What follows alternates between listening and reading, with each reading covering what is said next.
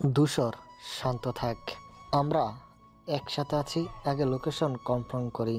কিন্তু ধূসর যেন কোনো কিছু শুনতে পায় না। মনের ভেতর শুধু একটাই শব্দ। হাতের স্টারিং ঘুরিয়ে ধূসর আরো গতি বাড়ায়। রাস্তায় তীব্র বাঁক নিতেই চাকার ঘর্ষণে ধোঁয়ায় উঠতে থাকে। গাড়ির ইঞ্জিন গর্জন করে ওঠে, যেন তার মনোবলকেও প্রকাশ করছে এই তীব্র শব্দে। হাতের রিস্ট ওয়াচেও চোখ বুলিয়ে দেখে রাত 1:15 বাজে। ইনানের দেওয়া শেষ তথ্য অনুযায়ী ইচ্ছেকে শেষবার দেখা গেছে অনুষ্ঠানের বাইরের রাস্তার পাশে। সাইনবোর্ডগুলো ঝাপসা হয়ে যাচ্ছে, বাতাস কেটে দ্রুত সামনে এগোচ্ছে তারা। ধূসর যেন জানে আজ রাতটাই নির্ধারণ করবে সব কিছু। এই খেলার পরিণতি কি হবে সেটার সিদ্ধান্ত আজই হবে। হঠাৎ রাস্তার বাঁকে এসে ধূসর স্টার্টিংয়ের এক ঝটকায় ঘুরিয়ে নেয়। গাড়ির টায়ার রাস্তায় ক্যাসকেটে বিকট শব্দ তোলে। সামনে একটা পুরনো বাংলো বাড়ি আছে, আর মালিক রাজনীতিবিদ, প্রভাবশালী এক ব্যক্তি। আশেপাশে নীরবতা, যেন ঝড় আসার আগের মুহূর্তের মতো ভয়ানক নিস্তব্ধতা। একা একা যেন এক অদ্ভুত উন্মাদনায় ডুবে আছে আফনান। ইচ্ছের দিকে তাকিয়ে থাকে, ঠোঁটের কোণে অস্বাভাবিক এক হাসি খেলা করছে। ঘর ভর্তি নীরবতা, শুধুই আফনানের গলার স্বর ছড়িয়ে পড়ে বাতাসে। আফনান ধীরে ধীরে ইচ্ছের দিকে ঝুঁকে আসে। ইচ্ছের স্নিগ্ধ অচেতন মুখের দিকে তাকিয়ে গভীর শ্বাস নেয়, যেন দীর্ঘদিনের এক অসমাপ্ত গল্প শেষ অধ্যায়ে পৌঁছিয়েছে সে। তারপর কানের কাছে ফিসফিসিয়ে বলে। আফনানের কণ্ঠস্বর হিমশীতল, উন্মাদ, যেন কোনো পিশাচ তার শিকারীর শেষ মুহূর্তটি উপভোগ করছে। ইচ্ছে তখনও অচেতন, নীরব। আফনান উঠে দাঁড়ায়, উন্মাদের মতো একরকম ঝাঁকুনি দিয়ে মাথা নাড়ে। নিজের হাত দুটো মুষ্টিবদ্ধ করে একবার তাকায় ইচ্ছের দিকে, তারপর যেন এক পাগলাটে আনন্দ ভেসে যেতে যেতে দরজার দিকে এগিয়ে যায়। দরজার হাতল ধরে এক টানে খুলে ফেলে, যেন মুক্তির এক দ্বার খুলে দিয়েছে। ঘরের ভেতর অন্ধকার ঘনিয়ে আসে, বাইরের আলো ছড়িয়ে পড়ে, আর সেই আলোর ঠিক মাঝখানে দাঁড়িয়ে আছে আফনান, চোখের এক বিভীষিকাময় তৃপ্তি। বসার ঘর জুড়ে গভীর নীরবতা, চাপা উত্তেজনা যেন বাতাসে ভাসছে। আলিম মির্জা সোফায় হেলান দিয়ে বসে আছেন, চোখে মুখে সেই পরিচিত গাম্ভীর্য। পাশেই বেশ কয়েকজন অনুগত সহচর দাঁড়িয়ে গম্ভীর মুখে পরিস্থিতি পর্যবেক্ষণ করছে। তাদের পাশে এক কোণে খাতা কলম হাতে চুপসে বসে রয়েছে এক বৃদ্ধ। বেশভূষা দেখে বোঝা যায় তিনি কাজী। মাথা নিচু করে বসে আছেন, যেন কোনো অনিবার্য পরিণতি অপেক্ষায়। তার অস্বস্তি শিহরিত হচ্ছে। কেউ কোনো কথা বলছে না। ঘড়ির কাঁটায় টিকটিক শব্দ স্পষ্ট শোনা যাচ্ছে। এমন সময় সিঁড়ির দিক থেকে কিছু শব্দ শোনা যায়। ধীরে ধীরে নেমে আসছে আফনান, ঢুলতে ঢুলতে, চোখ অর্ধেক বন্ধ, চেহারায় নেশার ছাপ স্পষ্ট। আফনানের ঢিলেঢালা চলাফেরা দেখে বোঝা যায় পুরোপুরি সজ্ঞানী নয়, তবে বাস্তবতা দেখে খানিকটা বিষণ্ণ। আফনানের অবস্থা দেখেও আলিম মির্জা নির্বাক থাকেন, বরং ঠোঁটের কোণে এক চিলতে রহস্যময় হাসি ফুটে ওঠে। সঙ্গে সঙ্গে তিনি ধীর সুস্থে উঠে দাঁড়ান, যেন কোনো গুরুত্বপূর্ণ মুহূর্তের জন্য প্রস্তুতি নিচ্ছে। বৃদ্ধ কাজী শঙ্কিত চোখে তাকায় আলিম মির্জার দিকে, হাতের খাতা কলম শক্ত করে চেপে ধরেন। গলা শুকিয়ে আসে, কিন্তু কিছু বলার সাহস পান না। তার চোখের সামনে বসা ব্যক্তিটি এমপি, একজন ক্ষমতাধারণ ব্যক্তি। এক ভুল পদক্ষেপ তার ভবিষ্যৎকে অনিশ্চয়তার গহ্বরে ঠেলে দিতে পারে। আফনান নিচে নামতেই উপস্থিত সবাই সতর্ক হয়ে যায়, চোখ মুখে অজানা আশঙ্কা খেলা করে। আলিম মির্জার ঠোঁটের হাসি আর একটু চওড়া হয়, কিন্তু চোখের দৃষ্টি হিমশীতল, যেন একবার তাকালেই প্রতিপক্ষের শির দ্বারা বয়ে শীতল স্রোত নেমে যায়। ঘরের আবহাওয়া আরো ভারী হয়ে ওঠে। আজকের রাত যে একটি বড় কিছু ঘটতে চলেছে তা যেন সবার মনে স্পষ্ট হয়ে উঠেছে। আলিম মির্জা ধীর পায়ে এগিয়ে গিয়ে ছেলের কাঁধে হাত রাখেন, চোখে এক ধরনের স্নেহ মিশ্রিত কঠোরতা, যেন তিনি বুঝতে পারছেন না এই মুহূর্তে কি বলা উচিত।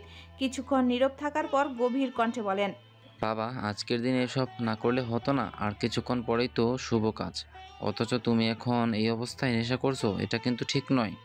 আফনাম সবে ভ্রুক্ষীণভাবে সোফায় আধশোয়া হয়ে বসে পড়ে, চোখে একরকম উদাসীনতা, যেন এই মুহূর্তে কিছুই তার কাছে গুরুত্বপূর্ণ নয়। বাবার কথায় সামান্য বিরক্তির সুর নিয়ে বলল, আব্বা, এত লেকচার দিতে হবে না। তাড়াতাড়ি আমার পাঞ্জাবির ব্যবস্থা করুন, আমি দেরি করতে চাই না। আলিম মির্জা একটা দীর্ঘশ্বাস ফেললেন। আজকের দিনটা কত স্বপ্ন নিয়ে সাজিয়েছিলেন, অথচ ছেলের এই নির্লিপ্ত আচরণ তাকে বিষণ্ণ করে তুলেছে যেন। আশেপাশের গুটি কয়েক মানুষের দিকে তাকিয়ে বললেন, তাড়াতাড়ি গিয়ে পাঞ্জাবির ব্যবস্থা করো, ছেলেটার যেন এক মুহূর্ত দেরি না করে। চারিপাশে একটা চাপা ব্যস্ততা শুরু হয়, সবাই দ্রুত নড়ে চড়ে কাজে লেগে পড়ে। এই সময় আলিম মির্জা একটু পিছিয়ে এসে ঘরের এক পাশে দাঁড়ানো কাজের মেয়ে আয়েশাকে নির্দেশ দেন। আয়শা, যাও, ইচ্ছেকে জাগিয়ে তুলে বলো ওকে এখনই নিচে আসতে হবে, দেরি করা চলবে না, জোর করে হলেও আনে। আয়েশা একটু ইতস্তত করলেও মালিকের কাছে কিছু বলার সাহস হয় না, তবে মাথা নেড়ে দ্রুত উপরের দিকে রওনা দেয় আয়েশা। সোফার পাশ থেকে উঠে দাঁড়ায় আফনাফ, তীক্ষ্ণ দৃষ্টি বিদ্ধ করে সামনের লোকটির দিকে মুহূর্তের জন্য নীরবতা, তারপর বজ্রপাতের মতো এক চর আছড়ে পড়ে অপর পক্ষের গালে। ইচ্ছাকে তুলে আনার সময় তুই ওর হাত স্পর্শ করার সাহস পেলি কিভাবে? কণ্ঠে রাগ আগুন জ্বলছে চোখ মুখে, চারপাশ স্তব্ধ হয়ে আসে। সবাই থমকে যায় আফনাফের রুদ্র রূপ দেখে। লোকটি হতভম্ব, চোখে ভয় মিশ্রিত বিস্ময়, কিন্তু আফনাফ থামে না, কণ্ঠ আরো শক্ত হয়ে ওঠে। তোদের বারবার সতর্ক করেছিলাম, কিন্তু শোনার ধৈর্য ছিল না কারো। আমার অধিকারে হাত দিলি, তোকে শাস্তি দিতে আমার এক মুহূর্তও লাগবে না। পাশ থেকে আলিম মির্জা কিছু বলতে যাবে, কিন্তু আফনাফ এক ঝটকায় হাত তুলে থামিয়ে দেয়। এরপর পেছনে দাঁড়িয়ে থাকা ব্যক্তিদের উদ্দেশ্যে নির্দেশ দেয়, একে আমার চোখের সামনে থেকে সরিয়ে নাও, নাহলে আমার হাতের নবম খুন হবে আজই। অন্যদিকে তৃণ্য ধীরে ধীরে বলে, আমাদের পরিকল্পনা করে এগোনো উচিত। ওরা নিরস্ত্র নয়, অস্ত্রধারী হতে পারে। ধূসর তখনও সামনের অন্ধকার রাস্তার দিকে তাকে গভীর চিন্তায় নিমগ্ন। রাতের বাতাসে তার শার্টের হাতা হালকা দুলছে, ঠান্ডা গলায় ব্লুটুথে বলে। চারপাশে নিস্তব্ধতা নেমে আসে, বাতাসও যেন থমকে যায় ধূসরের কথায়। তৃণ্য, রাফি, তোফ আর জয় একে অপরের দিকে তাকায়। মুহূর্তের জন্য শ্বাস আটকে আসে তাদের। আজ রাতটা যেন নরকের চেয়েও ভয়ঙ্কর হতে চলছে, সেটা তারা এখন হাড়ে হাড়ে টের পাচ্ছে। দেওয়ালের সাথে লাগোয়া আয়নার শূন্য প্রতিবিম্বর দিকে তাকিয়ে আছে বিয়ের সাজে এক রমণী, পরনে লাল বেনারসি, যার ভারী কাজ করা আঁচল নিঃশব্দে মেঝেতে গড়িয়ে পড়েছে। গায়ের উপর রঙিন রং যেন জমাট বাঁধা নীরবতাকে আরো গাঢ় করে তোলে। হাত ভর্তি লাল টুকটুকে রেশমির চুড়ি একটানা ঝনঝন শব্দ তুলছে। বাতাসে সামান্য দুলে ওটা চুড়িগুলো স্পর্শ যেন তাকে বারবার বাস্তবের কথা মনে করিয়ে দিচ্ছে। পিঠ জুড়ে এলোমেলোভাবে ছড়িয়ে আছে লম্বা কেশ রাশি, যেন দীর্ঘ প্রতিক্রিয়ার ছায়া হয়ে দাঁড়িয়ে আছে সমস্ত অনুভূতির বিপরীতে। মাথায় নিখুঁতভাবে সাজানো কাজ করা ঘোমটা, নিচ থেকে কপালের দুপাশে খানিক চুল উড়ে উঠছে মাঝে মাঝে হালকা দমকা বাতাসে। সেই বাতাসে আঁচলের নড়াচড়া, চুরির আওয়াজ, কেশ রাশির দোলা, সব মিলিয়ে একটা নিস্তব্ধ অথচ অস্থির আবহ তৈরি করেছে ঘরের ভেতর। ভ্রুদয়ের মাঝখানে জলজলে কালো টিপ, যেন রাতের আকাশে একমাত্র তারার মতো উদ্ভাসিত। রমণী তাকিয়ে আছে আয়নার দিকে, কিন্তু দেখছে না নিজেকে একা চেনা অচেনা রূপে, যেখানে সে নিজেও আর নিজেকে চিনতে পারছে না। চোখে নেই উচ্ছ্বাস, ঠোঁটে নেই হাসি, মুখে জমে আছে অস্ফুট কিছু শব্দ, যা হয়তো কেউই শুনবে না। সেই আয়নার সামনে দাঁড়িয়ে সে শুধু তাকিয়ে থাকে, চোখের পলক পড়ে না, নিঃশ্বাসের শব্দ স্পষ্ট বোঝা যায় না, যেন সময় থমকে গেছে। আর সে এখন শুধুই এক নিঃশব্দ ছায়া, একটি সাজানো রূপ, যার অন্তরটা বলি হচ্ছে এক গভীর অনুভবের কাছে। অশ্রুসিক্ত চোখে আয়নার সামনে দাঁড়িয়ে নিজের বিমূর্ত প্রতিবিম্বর দিকে তাকিয়ে আছে এখনো ইচ্ছে। চোখের কোণা দিয়ে গড়িয়ে পড়ে নীরব অশ্রু, ঠোঁটের কোণে কাঁপুনি। হঠাৎ ইচ্ছের দৃষ্টি স্থির হয়ে যায়, যেন এক মুহূর্তের জন্য নিঃশ্বাস নিতে ভুলে যায় আয়নায়। ঠিক ইচ্ছের পিছনে দাঁড়িয়ে আছে ধূসর, গভীর চাহনিতে তাকিয়ে আছে ইচ্ছের দিকে ধূসর, সেই চিরচেনা গম্ভীর ভঙ্গিমায়। ধূসরের চোখ দুটো লালচে, যেন কোনো ঘোরে আছে, চুপচাপ কোনো শব্দ ছাড়াই ধীর পায়ে এগিয়ে আসতে থাকে ইচ্ছের দিকে। চোখে ভেসে উঠেছে এক ধরনের অচেনা আগুন, নেশার মতো তীব্র কিছু, যা ইচ্ছেকে নিঃশেষ করে দিতে পারে বা নিজে পুড়ে ছাই হয়ে যেতে পারে। ইচ্ছের হৃদযন্ত্র যেন হঠাৎ করেই দুগুণ জোরে ধাক্কা দিতে শুরু করে। প্রতিটি স্পন্দনে ইচ্ছে যেন ধূসরের উপস্থিতিকে আরো গভীরভাবে টের পায়। ইচ্ছের গলার ভেতর শুকিয়ে আসে, ঠোঁট কাঁপতে থাকে, হাতের ধরা আঁচল খসে পড়ে মেঝেতে।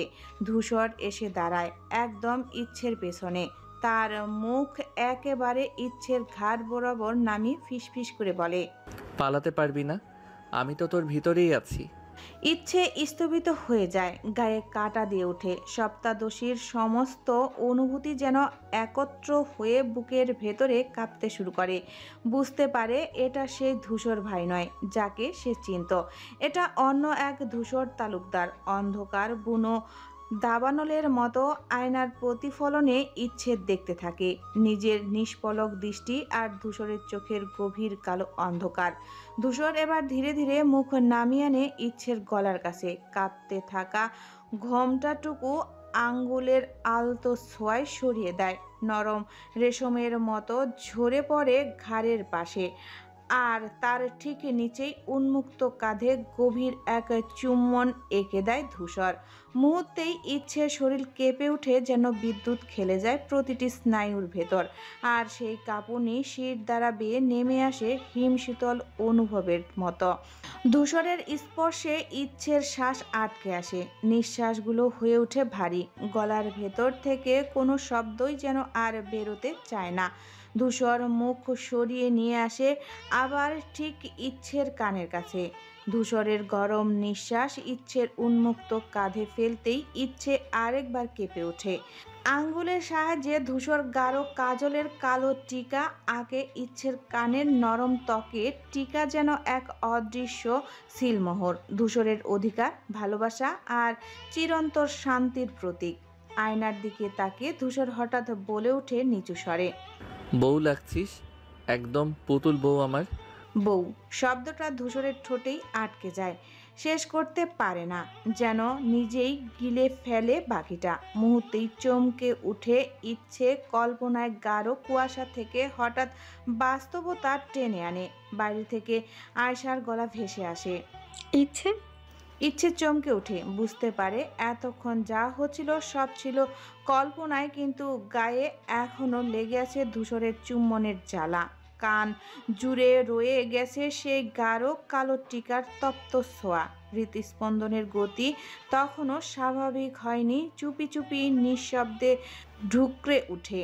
আয়শা মেয়েটির এই বাড়ির একজন পুরনো কাজের সহকারী, বয়স 30-এর, কথাই হলেও চেহারার সহজ সরল আন্তরিকতার ছাপ, মুখে সবসময় এক রকম কঠিন দায়িত্বশীলতার ছায়া। আলিম মির্জার ঘরে ছায়ার মতো সে, যার জীবন চলে তার টাকায়, তবে মনটা এখনো মানবিক। তাই হয়তো আয়শা পারছে না চোখ বন্ধ করে অমানবিক কিছুতে সায় দিতে।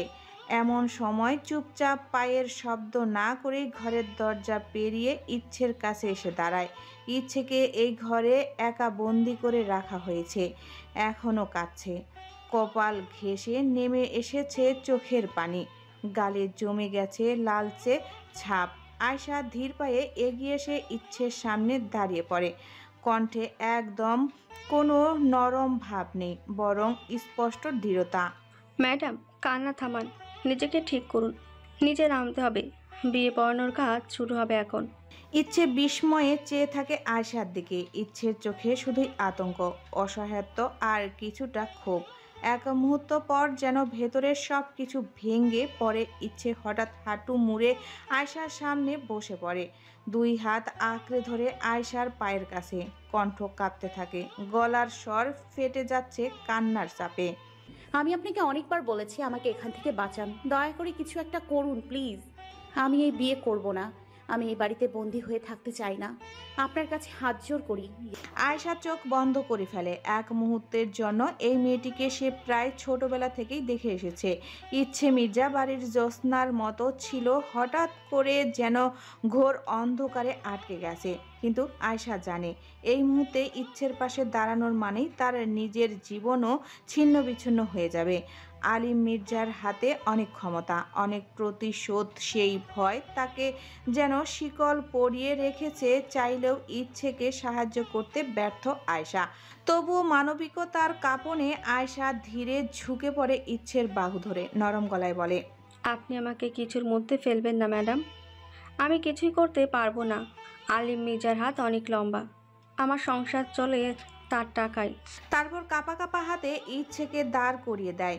ইচ্ছে তখনও কাঁদছে, ঠোঁট কাঁপছে। আয়শা চোখ নামিয়ে নেয়, যেন তাকাতেও পারছে না। কিছু না বলে ইচ্ছের হাত ধরে বসার ঘরের উদ্দেশ্যে বেরিয়ে পড়ে। আর ওইদিকে বিয়ের ঘরে আলো জ্বলছে, যেখানে কেউ জানে না এক অপার নিষ্ঠুরতা আর বন্দিত্বের গল্প ঠিক পায়ের নিচেই শিকল গেড়ে বসে আছে। রাত প্রায় শেষ প্রান্তে, ঘড়ির কাঁটা তখন 2:37 সুই সুই। ঘরের মধ্যে নিস্তব্ধতা, গা ছমছমে। বাতাসে কেমন যেন একটা চাপা উত্তেজনার গন্ধ। দেওয়ালে ঝোলানো বিশাল পুরনো ঘড়িটা শুধু টিকটিক করে সময়ের জানান দিচ্ছে। ঘরের এক কোণে বসে আছেন আলিম মির্জা, চোখে মুখে স্পষ্ট চিন্তার রেখা। গম্ভীর দৃষ্টিতে তাকিয়ে আছেন সামনের দিকে, যেন কিছু গভীর হিসেব করছেন। আর ঘরের মধ্যখানে এক সোফায় বসে পায়ের উপর পা তুলে রাখা পুরুষটি আফনান। শুভ্র পাঞ্জাবি গায়ে জড়ানো, নিস্পৃহ মুখবয়, ভাবশীলীন দৃষ্টিতে সামনের দিকে তাকিয়ে থাকা এই মানুষটিকে এক নজরে বোঝা যায় না। শ্যামবর্ণের গাঢ় আভা, মুখ জুড়ে চাপা দাড়ি, চোখে স্থির এক ধরনের দৃঢ়তা। পাঞ্জাবির বোতাম খোলা, বুকের লোমশ অংশটুকু স্পষ্ট দেখা যাচ্ছে। আফনানের এই অনিয়ন্ত্রিত রূপটা যেন এক ধরনের হিংস্র সৌন্দর্য ধারণ করে। মাথার লম্বা এলোমেলো চুল, হাতের ঝকঝকে সিলভারের ব্রেসলেট, সব মিলিয়ে আফনানের মধ্যে যেন মিশে আছে এক আভিজাত জঙ্গলিপনা, যেন সভ্যতার মাঝে দাঁড়িয়ে আছে এক বন্যরূপী পশু। অন্য পাশে বসা কাজী চুপচাপ খাতার পাতায় কলম চালিয়ে যাচ্ছে, যেন চারপাশে কোনো অস্থিরতা বৃদ্ধার মনোযোগকে স্পর্শ করতে পারছে না। আলিম মির্জার গলার নিচু স্বর মাঝে মাঝে শোনা যাচ্ছে, আর আফনান মাঝে মাঝে ফোনের দিকে তাকিয়ে হালকা হাসছে, একটা রহস্যময় তীক্ষ্ণ হাসি। হাতের ফোন বন্ধ করে আফনান কাজীর দিকে তাকিয়ে বলে, আমি আর অপেক্ষা করতে পারছি না। এই কাজী, দ্রুত সব ঠিকঠাক কর, সময় নষ্টের সুযোগ নেই আমার কাছে। কাজী ভয়ে ভয়ে বলে ওঠে, সব হবে, আপনার কথা একটাও অমান্য হবে না। কিন্তু আপনি কেন এমন তাড়াহুড়ো করছেন বাবা, বলুন তো? বিয়ে তো আর ঘোড়ার দৌড় না। আফনান ঠোঁট চেপে ধরে, একটু হাসে। ঘোড়ার দড়ি তো কাজী, সময়ের সঙ্গে পাল্লা দিতে হয়। আমার ইচ্ছে মতোই বিয়েটা হবে, আর হবে খুব তাড়াতাড়ি। তাড়াতাড়ি বিয়ে তো গড়গড় সম্পর্কে সূত্রপাত হতে পারে। এমন যদি হয় বউ আপনাকে না পছন্দ করে? মাথা নিচু করে মুখ ফসকে বলেই ফেলে বৃদ্ধা। আফনান সত্যি রেগে যায়, এবার চেঁচিয়ে বলে, যাকে পছন্দ করি সে পছন্দ না করলে আমি নিজে তাকে পছন্দ করানো শিখিয়ে দেবো। পছন্দ তার নির্বাচন না, জিততেই হবে। কাজী অর্ধচাপা গলায় বলে, ভয় পাই বাবা, আপনার ভালোবাসার ধরনটা যেন একটু অভিজাত খাঁচার মতো, ভেতর ঢুকলে আর ফেরার রাস্তা থাকে না। আফনান এক গাল হেসে ওঠে, ফেরার রাস্তা থাকলে তাকে ভালোবাসা বলে না কাজী। আমার বউ হবে আমার, শুধু আমার, কারো সঙ্গে না, নিজের ছায়ার সঙ্গেও ভাগ দেবো না। আপনার এই নিয়ন্ত্রণের খেলা একদিন আপনাকেই কাবু করে ফেলবে বাবা। আর যদি মেয়েটা রাজি না হয়? আফনান ঘাড় ঘুরিয়ে, তাহলে আমি বিয়ের আসরে বাসর সারবো। সম্মতি ছাড়াই রাজি হওয়ার সময় মেয়েটার হবে না, তখন শুধু চুপ থাকার সুযোগ থাকবে। কাজীও পাশে বসা আলিম মির্জার ছেলের এমন ঠোঁট কাটা কথায় লজ্জায় মাথা নিচু করে ফেলে। এক মুহূর্তেই গোটা পরিবেশ অস্বস্তিতে ছেয়ে যায়। সোফার এক কোণে বসে থাকা আফনান যেন সময়ের প্রতিটি মুহূর্তে বিরক্তে গিলে চলছে। চোখ মুখে পরিষ্কার অস্থিরতার ছাপ। আঙ্গুলে আঙ্গুলের খেলা, ঠোঁট চেপে ধরা, সব মিলিয়ে বোঝাই যাচ্ছে কারো জন্য অপেক্ষা করা তার ধৈর্যের সীমা ছাড়িয়ে যাচ্ছে। চারপাশে অভিজাত নিস্তব্ধতা, শুধু দেওয়াল ঘড়ির টিকটিক শব্দ শোনা যায়। ঠিক তখনই সিঁড়ি বেয়ে নিচে নামতে থাকে ইচ্ছে, পেছনে আয়শা মাথা নিচু করে ধীর পায়ে হেঁটে আসছে। ইচ্ছের মুখে আতঙ্ক, জমে থাকা ছায়া, চলাফেরার জড়তা, চোখে আতঙ্ক আর বুক জুড়ে দহন। ইচ্ছের প্রতিটি পদক্ষেপ যেন অভিশপ্ত। ইচ্ছে শুধু মনে মনে প্রার্থনা করে, আল্লাহ আমাকে নরক থেকে উদ্ধার করুন, আমাকে রক্ষা করুন। আফরান সামনে তাকায় হুট করেই, আর তখনই যেন চোখ মুহূর্তেই স্থির হয়ে যায়। সমস্ত শরীরের উত্তাপ যেন এক বিন্দুর দৃষ্টিতে জমে উঠে। আফনান ধীরে ধীরে উঠে দাঁড়ায়, মাথা সামান্য নিচু, চোখ এক দৃষ্টিতে ইচ্ছের উপর, যেন ধীরে ধীরে কোনো শিকারীর মতো এগিয়ে আসছে। আফনানের শিরিরি ভাষায় ভরপুর প্রতিশোধ, এক চিলতে ব্যঙ্গ আর ভয়াবহ নিয়ন্ত্রণ। ইচ্ছে ভেতরে ভেতরে কাঁপতে থাকে। বারংবার ধূসর ভাইয়ের মুখ মনে পড়ে। ধূসরের নিরাপত্তা অনুভূতি ঝলকে উঠে, ততই যেন এই পরিবেশে ইচ্ছের কাছে বিষাক্ত হয়ে ওঠে। ধূসরের শেষ আলিঙ্গন, শেষ কথা, শেষ হাসি, সব যেন একটা দেওয়াল হয়ে দাঁড়াতে চায় আফনানের সামনে। কিন্তু এই দেওয়াল এতটাই ঠুনকো যে ইচ্ছের অবুঝ মন বুঝতে পারে এইখানে ধ্বংস শুধু সময়ের অপেক্ষা। আর আফনান থেমে যায় ইচ্ছের এক হাত দূরে, চারপাশ নিস্তব্ধ, দুটো চোখের মধ্যে এক অসম যুদ্ধ, আর বাতাসে জমে থাকা অদৃশ্য আতঙ্ক যেন কোনো ভয়াবহ ঘটনার পূর্বাভাস হয়ে দাঁড়িয়ে আছে। আফনান ধীরে এগিয়ে আসে ইচ্ছের দিকে, চোখ জ্বলছে এক অদ্ভুত উত্তাপে। ভালোবাসা আর প্রতিশোধের এক ভয়াবহ সংমিশ্রণে। ইচ্ছে পিছু হেঁটে, তবুও তা যেন যথেষ্ট নয়। আফনান হাত বাড়িয়ে দেয় নরম কাঁধে, আলতোভাবে ছোঁয়ার চেষ্টা, কিন্তু ইচ্ছে দ্রুত সরে যায়। এই ছোট্ট সরাটা, এই সামান্য ইঙ্গিতটাই যেন আফনানের ভেতরের হিংস্র পশুটাকে জাগিয়ে তোলে। আফনানের চোখে রক্তিম ছায়া নামে, দাঁতে দাঁত চেপে ইচ্ছের হাত শক্ত করে চেপে ধরে। ইচ্ছে কাঁপতে থাকে, ঠোঁটের কোণে শব্দ আসে না, শুধু আতঙ্ক জমে থাকে চোখে। ঠিক তখনই এক ঝাপটায় আফনান থাপ্পড় বসিয়ে দেয় ইচ্ছের কোমল গালে।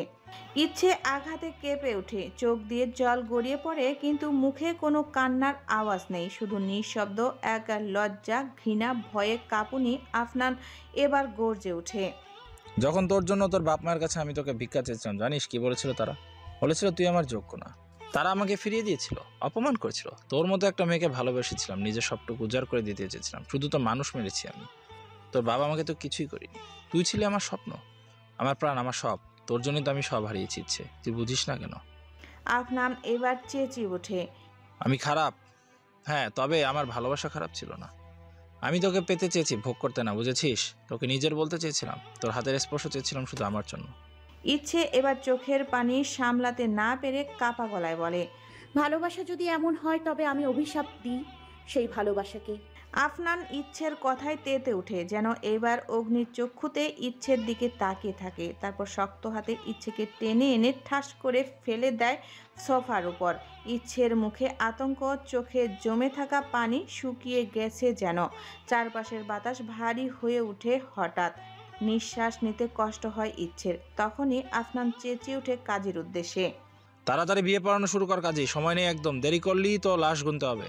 চোখে পাগলামি। পাশে রাখা বন্দুকটা টেবিলের গ্লাসের পাশে নিঃশব্দে চকচক করে। আফনান ঘুরে তাকায় ইচ্ছের দিকে, ঠোঁটে জেগে থাকা হিংস্র এক হাসি, শীতল আর অমায়িক। তুই যদি ভালো থাকতে চাস তাহলে চুপচাপ কবুল বল, নয়তো মনে রাখিস তোর বাবা মার লাশও খুঁজে পাবি না। এই কথাটা এখন দিলাম, প্রতিশ্রুতি নয়, শাস্তি। ইচ্ছের শরীর নিথর, চোখের পলক পড়ে না, শব্দ হয় না মুখে, মনে হয় কান্নাও হারিয়ে গেছে কোথাও, গলা দিয়ে শব্দ বের হয় না, বুকের ভেতরটা পাথরের মতো ভারী। এক মুহূর্তে সব কিছু অস্পষ্ট আসে ইচ্ছের কাছে, মানুষগুলো, আওয়াজগুলো, এমনকি নিজের অস্তিত্বটাও যেন পরিণত হয় এক অনুভূতিহীন শূন্যতা, পাথরের যন্ত্রবিহীন এক জীবন্ত মৃতদেহের ফাঁকা বাংলো বাড়িটির চারপাশে নেমে এসেছে নিস্তব্ধতা। গাছের ফাঁকা দিয়ে চাঁদের আলো ছুঁয়ে আসছে ধূসর আকাশের কোলে দাঁড়িয়ে থাকা ছায়াগুলোকে। রাত প্রায় শেষের পথে, তবু ঘন অন্ধকার যেন আরো ঘন হয়ে ছড়িয়ে পড়ছে চারপাশে। পরপর 6টি গাড়ি এসে থামে বাংলোর কিছুটা দূরে। হেডলাইটের স্লান আলো ধূসর ছায়ায় কাঁপছে পথ, প্রতিটি গাড়ি থেকে একে একে নেমে আসে ধূসরের টিম। তোফ, রাফি, চিহ্ন, জয়, সবাই প্রস্তুত, কারো চোখে ভয় নেই, কিন্তু উৎকণ্ঠার রেখা স্পষ্ট। অস্ত্রধারী, প্রশিক্ষিত, সাহসী, তবু আজকের রাতের পরিবেশ কিছু অদ্ভুত। অলক্ষ্য শীতলতা লুকিয়ে সবাই নেমে গেলেও ধূসর এখনো গাড়ির ভিতরে। এক অদ্ভুত নীরবতা চোখে মুখে খেলা করছে। ধূসরের মুখের রেখাগুলো যেন শীতল পাথরের মতো শক্ত, তবুও ভেতরে দাউ দাউ করে জ্বলছে আগুন। এক সময় ধীরে ধীরে দরজা খুলে পা রাখে বাহিরে। কাঁচ কালো মার্সিডিজ ভিতর থেকে বেরিয়ে আসে, জুতো আঘাতে জমে থাকা শুকনো মাটি ছিটকে পড়ে। পেছনে হেডলাইটের হালকা আলোয় চকচক করে ওঠে ধূসরের চোখ, রক্তিম, জ্বলন্ত, প্রতিশোধের তোপ।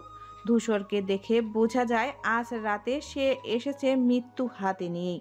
প্রতিটি পদক্ষেপে যেন ধ্বংসের প্রতিশ্রুতি। রাফিদ এগিয়ে আসে ধূসরের পাশে, কাঁধে কাঁধ রেখে দাঁড়িয়ে বলে নিঃশব্দে, কিছু হবে না ভাই, ইচ্ছা যেখানে আছে ভালোই আছে, ওকে আনার সময় হয়ে গেছে। ধূসর কিছু বলে না, শুধু সামনে তাকিয়ে থাকে নিরক্ষ ভঙ্গিতে বাংলোর দিকে, যেন নিজের চোখ দিয়েই ভেদ করতে চাইছে ইট পাথরের দেওয়ালগুলো। বাম হাত দিয়ে রাফিতের হাত স্পর্শ করে বলে উঠে নিচু গলা, আমার বউ এক, যেখানে আমার ইচ্ছে থাকবে সেখানে আমি প্রতিশোধ নিয়ে যাব না রাদিফ। আমি যাব আমার দেহে শেষ নিঃশ্বাস বয়ে নিয়ে, কারণ ভালোবাসা আর মৃত্যু দুটোই চুপচাপ এসে বুক ভাঙে। আলহামদুলিল্লাহ, কবুল। পুরুষালী কণ্ঠে ভেসে আসে পবিত্র বাক্যটি। চারপাশে নীরব উত্তেজনা, সকলের দৃষ্টি গিয়ে পড়ে এবার সামনের মেয়েটির দিকে, যার মুখে ঘোমটাটা আড়ালে ঢাকা, যে এখনো পর্যন্ত একটাও শব্দ উচ্চারণ করেনি। ইচ্ছে চুপ করে বসে আছে, বিয়ের লাল রঙের ভারী সাজে নিঃশব্দে নিচের দিকে চোখ নামিয়ে রেখেছে। পাশেই বসে থাকা একটি মেয়ে হালকা স্পর্শে বারবার ইচ্ছেকে শান্ত রাখার চেষ্টা করছে, কখনো কাঁধে হাত রাখছে, কখনো কানের কাছে কিছু ফিসফিস করে বলছে, কিন্তু ইচ্ছের দৃষ্টি একটানা মেঝের দিকে আটকে আছে, এক ফোঁটা নড়াচড়াও নেই। ইচ্ছে দু হাত মুঠো করে ভাঁজ করে রেখেছে, আর সেই মুঠোর মাঝে ঘোমটার প্রান্ত আঁকড়ে ধরে রেখেছে শক্ত করে। মনে হচ্ছে আঁকড়ে ধরা কাপড়টাই যেন ইচ্ছেকে ধরে রেখেছে বাস্তবতার মাটিতে। মুখের এক কোণে সামান্য কাঁপন, বুকের ভেতর ধুকভুক শব্দর প্রতিধ্বনি পাচ্ছে, কিন্তু বাইরের নিস্তব্ধতা। সকলের চোখ এখন শুধু ইচ্ছের মুখের দিকে, শুধু একটাই শব্দ শুনতে চায়, কবুল। কিন্তু ইচ্ছে তখনও নিশ্চুপ, শূন্য দৃষ্টিতে তাকিয়ে থাকে মেঝের দিকে। চোখে পানি নেই, শুধু একরাশ লুকানো ব্যথা আর অজানা আতঙ্ক। ভোরের আলো ধীরে ধীরে ছড়িয়ে পড়ছে চারপাশে, অন্ধকার সরে গিয়ে আকাশে এক নতুন দিনের আভা দেখা দিচ্ছে।